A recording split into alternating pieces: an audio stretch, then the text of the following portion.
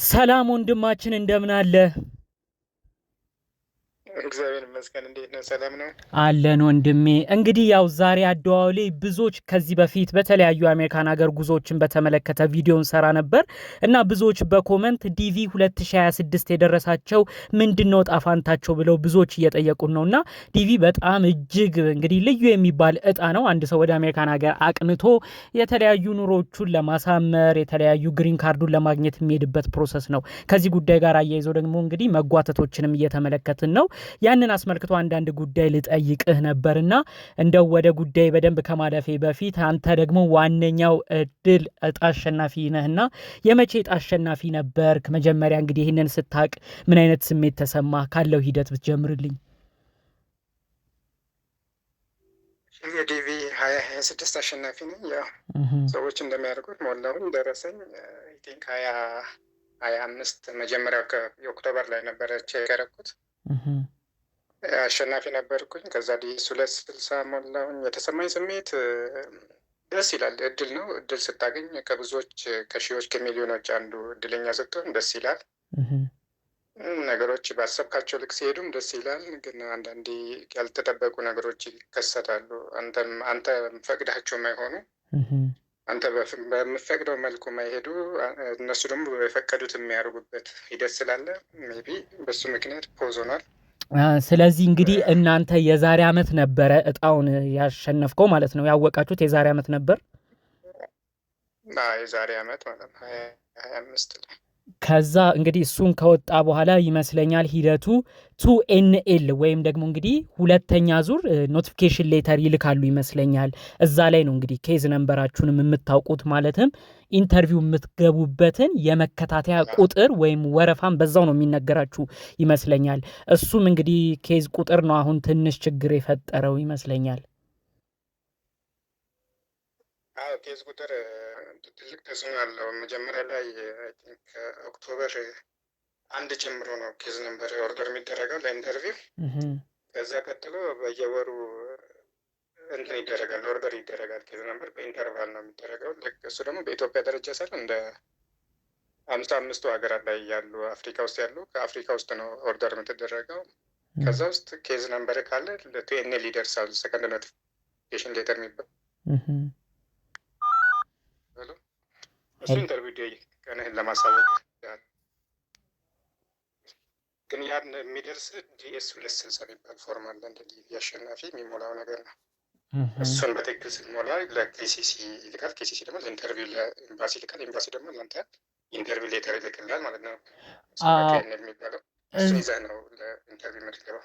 ኦኬ፣ እዚሁ ጋር እንግዲህ ያው አንድ ጥያቄም በዚሁ መጠየቅ የምፈልገው እንግዲህ ሀገራችንን ኢትዮጵያ ጨምሮ 75 ሀገራት ላይ ምንም አይነት ቪዛን እንዳይሰጥ በተለይ ደግሞ በቋሚ ነዋሪነትን አንድ ሰው አመልክቶ ወደ አሜሪካን ሀገር እንዳይገቡ ሀገራችንን ኢትዮጵያ ጨምሮ ታግዷል።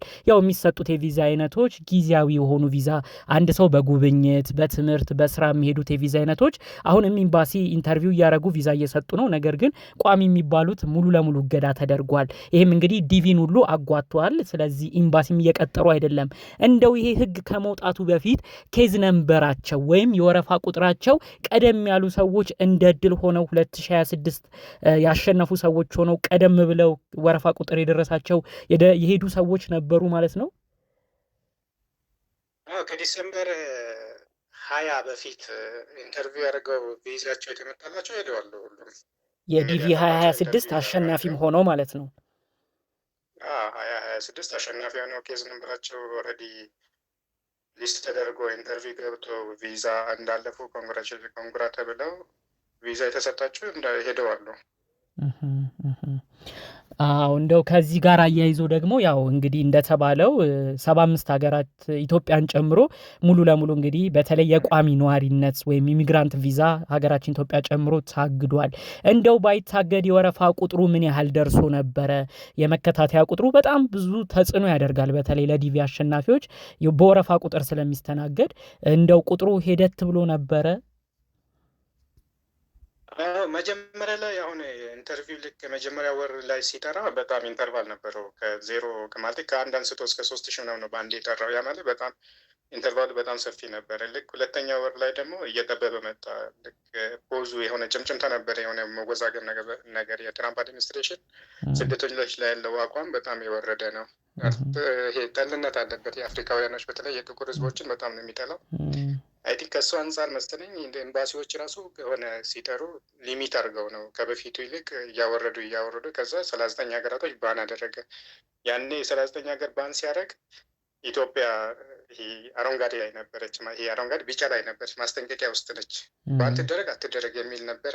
እሱ ውስጥ እያለ ነው 75 ሀገራትን ጨምሮ ሙሉ በሙሉ ይሄ ከ75 ሀገራት ውስጥ 55ቶቹ አፍሪካ ውስጥ ነው ያሉት።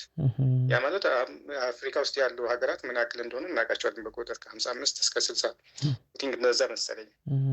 ስለዚህ አብዛኞቹ ባን ሲደረጉ ሊስት ይሄ ኢንተርቪው ሌተር የመምጣት እንትኑ በጣም ትንሽ ሆነ ማለት ነው። ያን በየወራቱ የሚልኩት ኖቲፊኬሽን ሌተሮች በጣም ትንሽ ሆኑ። ከ1000 ማለት በወር ውስጥ 3-4 ሰዎች የሚጠሩበታል እንደ ኢትዮጵያ። የማለት የኬዝ ነምበር ምንም እንኳን ቅርብ ቢሆን የመጠራት እድል በጣም አነስተኛ ነው የሚሆነው። አሁን ባለው ሂደት ኔክስት ምን እንደሚሆን አናውቅም። እንደው ከዚህ ጉዳይ ጋር አያይዞ አንድ እጣ ሲወጣ 2026 በተለይ ዲቪ 2026 ሲባል እንግዲህ ያ ሰው ተጠናቆ የሚሄድበት የሚሰጠው አመት አለ። አሁን በቀጣይ ስንት ወር ነው የቀራችሁ? ማለትም ዲቪ 2026 የደረሰው ሰው ያ የደረሰው እጣ ሳይቃጠል አሜሪካ መግባት ያለበት ሰዓት ምን ያህል ጊዜ ነው ከዚህ በኋላ የሚቀራችሁ? እሱ ወር ካለፈስ በኋላ ዲቪ 2026 ከሽፏል የሚባለው ምን ሲሆን ነው? ከዚህ በኋላ ምን ያህል ጊዜ ይኖረዋል ኢንተርቪው ገብቶ ቢያንስ ለመጠሪያ ጊዜ? ኦልሬዲ ኔትወርክ እንትኑ ዲቪ እድል መጨረሻ ላስት ኤክስፐር ዴቱ ሴፕቴምበር 30 ነው። ይሄ የማይቀየር ህግ ነው።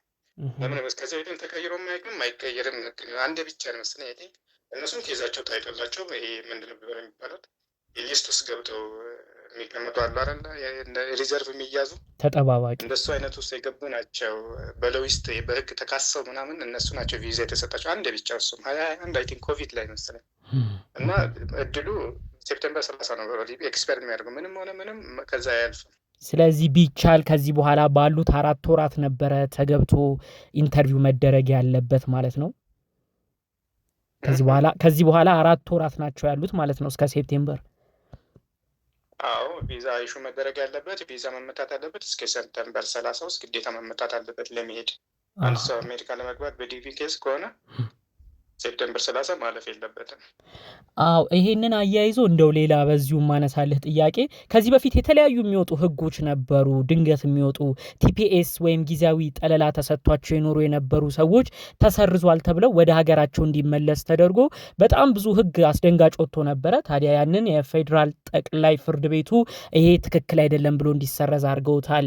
39 ሀገራት ላይ ቅድም የሚያልከው የወጡ ህጎች ነበሩ። ሙሉ ለሙሉ ከ39 ሀገራት ወደ አሜሪካ እንዳይመጡ አሜሪካም ያሉ ወረቀት እንዳያስተካክሉም ተብሎ ብዙዎች ተደናግጠው ያሉ ፌዴራል ኮርቱ ታዲያ ይሄ ነገር እንዲቀለበስ አድርጓል። የሰው መብትን ይጋፋል ብለውና አሁንም የሚሻሻሉ ህጎች ይኖራሉ። በተለይ አሁን ዋናው ማነቆ የሆነው እንግዲህ 75 ሀገራችንን ኢትዮጵያ ያቀፈው እሱ መጨረሻ የወጣው ህግ ላይ ነው እንግዲህ ኢሚግራንት ቪዛ እንዳይሰጥ ስለተባለ ኢንተርቪውም እንግዲህ ኤምባሲዎች ማድረግ ያልቻሉት ኬዞችም የተጓተተው። እንደው ይሄ ነገር የመሻሻል እድል ኖሮት ምናልባት ደግሞ ፌዴራል ኮርቱም ይሄ ነገር እንዲታጠፍ ልክ አይደለም ብሎ ከዚህ በፊት እንዳስቀለበሳቸው እንደ ቲፒኤስ ህግ 39 ሀገር ላይ ተጥሎ እንደነበረው ህግ ይህንንም ኬዝ እንደው ቢያስቀለብሰው ትንሽ እንደው ጊዜው ተገፍቶ እናንተ በወረፋ የሚደርሳችሁ ነገር ቁጥሩ እንዴት ነው አጠቃላይ?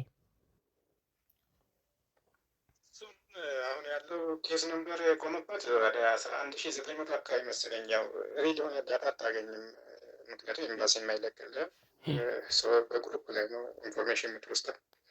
አሁን ያለው ላስት ኖቲፊኬሽን የተላከላቸው 11900 አካባቢ ነው። በእርግጠኝነት እንደዛ እያሉ ብዙዎቹ አብዛኞቹ ያው ሲደርሳቸው አሁን ኖቲፊኬሽን ሲደርስ እኔም ቢደርሰኝ የኔም ኬዝ እንዲህ ኖቲፊኬሽን ሰከንድ ይሄ ኢንተርቪው ሌተር ደርሶኛል ምናምን ብዬ ፖስት አለው ግሩፕ ላይ ማለት ነው። ኢንፎርሜሽን ለመቀባበል ማለት ነው። እና በዚህ አጋጣሚ ደግሞ ኬዙ በምን ያክል ፍጥነት ይሄድ አይሄድ ምንም አሁን ሆኖ መገመት አይቻልም። ይሄ ኤምባሲው ነው የሚወስነው። ኤምባሲው የስራ ጫና ይወስነዋል ማለት ነው። አሁን አሜሪካ ኤምባሲ፣ አዲስ አበባ አሜሪካ ኤምባሲ ባለበት የስራ ጫና በምን ያክል ኢንተርቫል ይጠራናል? አሁን ለምሳሌ የኔ ኬዝ ኦልሞስት ወደ 19 ሺህ አካባቢ ነው። ከዚህ ውስጥ ይጠራኛል አይጠራኝ ምንም ማውቀው ታሪክ የለም። ጀስት እነሱ ኦልሬዲ ፖዙ ቢነሳ እንዳጋጣሚ ቢነሳ እንኳን ይደርሰኛል ለሚል እንትኑ አድቫንቴጁ በጣም ትንሽ ነው፣ እድሉ ማለት ነው። ለምን ከዚህ በፊት የመጣበት ሂደቱ ስታየው ትንሽ አዳጋች ነው። ያን ደግሞ ሙሉ በሙሉ መወሰን አልችልም። ሊጠራኝ ይችላል። ከጠራኝ እድሌ ነው፣ ሞክረዋለሁ። እንግዲህ ያው በጣም ተለቅ እንትን ያለ የሚያሻማ ነገር ነው። ከዚሁ ጋር አያይዤ የምጠይቅ 75 ሀገራት ላይ ስቲል አሁንም የሚያሻማ ነገር አላቸው። በተለይ ዲቪ የደረሳችሁ ሰዎች እያንዳንዱን መረጃ በየቀኑም ስለምትፈልጉ ታውቁታላችሁ። ይሄ 75 ሀገር ላይ የተጣለው እግድ ዲቪ የሚያመለከቱ ሰዎች አሁን ይሄ ህግ ከወጣ በኋላ ምንም እየተጠሩም አይደለም፣ ቪዛም አይመታም፣ የቋሚ ነዋሪ ዲቪንም አካቷል። ዲቪንም አካቷል። እነዚህ 75 ሀገራት ላይ የተጣለው ህግ ዲቪም ቪዛ ይመታለትም። ዲቪ የደረሰውም ሰው እንደዛው ቀስ እያለም የመጠራት እድልም የለም ኤምባሲ ላይ። አሁን ላይ ቪዛ ምንም የለም። ኦልሬዲ ዝም ብሎ ኢንተርቪው ይጠራሉ። ጀነራል ይላክልናል፣ ኢንተርቪው ይቀርባል። ኢንተርቪው ያደርጉና ፖዝ ላይ ነው የሚቀመጡት። ሱትዋንጂ የሚባል ነገር አለ በኤምባሲ በኩል የሚቀመጠው። የአንድ ኬዝህን በዛ ውስጥ አድሚኒስትሬቲቭ ፕሮሰሲንግ ላይ ይቀመጣል። ቪዛ ኢሹ ይደረግ ሲባል ኢሹ ይደረግ። ኢሚግራንት ቪዛ ነው፣ ዲቪ ብቻ እኮ አይደለም። አሁን ኬዙ አጠቃላይ ነው። ያን አሜሪካ ላይ የተከሰተው ይሄ ሰዎች ፕሮፌሰሮቹ የተገደሉበት ኬዙ አንድ በዲቪ ኬዝ የሄደ ሰው ነው። ያንንም አስመልክቶ ነው አዲስ ለሚሞሉት ሁሉ አሁን ላይ ዌቭ የሆነው። ለዛ ምንም አይነት ኢሚግራንት ቪዛ ቋሚ አሁን ለምሳሌ አግብቶ የሚሄድ ሰው ምንም አይነት የአሜሪካ ዜጋ ነው አግብቶ መውሰድ አይችልም። በዚህ ሰዓት ማለት ነው ሁሉንም ይመለከታል ማለት ነው። አንድ ነጭ እዚያ ኢትዮጵያ የሚኖር መጥቶ አንድ ኢትዮጵያዊትን አግብቶ መውሰድ ራሱ አይችልም። ያ ማለት እቺ የምትሄደዋ ሚስት ኦልሬዲ ኢትዮጵያዊ ነች በትውልድ ለመቀየር ራሱ ለግድ የዛ ሀገር ግሪን ካርድ ማግኘት አለባት። ከዛ ነው የምትቀይረው። በምን በሜሬጅ ምክንያት ትቀይራለች። ያ ደግሞ ቋሚ ነዋሪ ስትሆን ኢሚግራንት ቪዛ ይሆናል። ነን ኢሚግራንት ቪዛዎች በቱሪስት በምን ምክንያቱም ብር ስለሚቀበሉ በደንብ ኢንቨስትመንት ላይ ስለሆነ ያኔ ይቀበሉናል። ግን ይህን ኢሚግራንት ቋሚ ለምንለው ቋሚነት ከሆነ ደግሞ አይፈቀድም። ህጉም ለሆኑ ዘርጎታል። ይሄ ትራምፕ አድሚኒስትሬሽን ፕሮሰስ ትራምፕ አድሚኒስትሬሽን ማለት ነው። ስለዚህ በአጭሩ ስነግርህ ምንም አይነት እድል ከ75 ሀገራቶች ያሉ ሊስት ውስጥ ያሉ ሰዎች ሀገራቶች ምንም አይነት በዲቪ ኢሚግራንት ቪዛ ምንም አይነት ቪዛ ኢሹ የሚደረግ ነገር የለም። በዲቪ ብቻ ሳይሆን በሁሉም ቋሚ ሆኖ መሄድ አይቻልም ያሉት። እንግዲህ ያው ከበድ ያለ ነገር ነው። እንግዲህ ዲቪ ጣ ሲባል ብዙዎቻችን እናውቃለን፣ እጅግ በጉጉት የሚገኝ ነው እና ደግሞ በጣም ትልቅ የሚባል እጣም አይነት ነው እና እንደው ፈጣሪ አምላክ መጨረሻውን እንግዲህ ያው ታምራዊ በሆነ ነገር ቀይሮላችሁ ይሄ እድል ባያመልጣችሁና የተሳካ ነገር ቢያጋጥማችሁ የእውነት ከልብ የምመኘው ነው ወንድሜ። አመሰግናለሁ። እሺ ከልብ አመሰግናለሁ።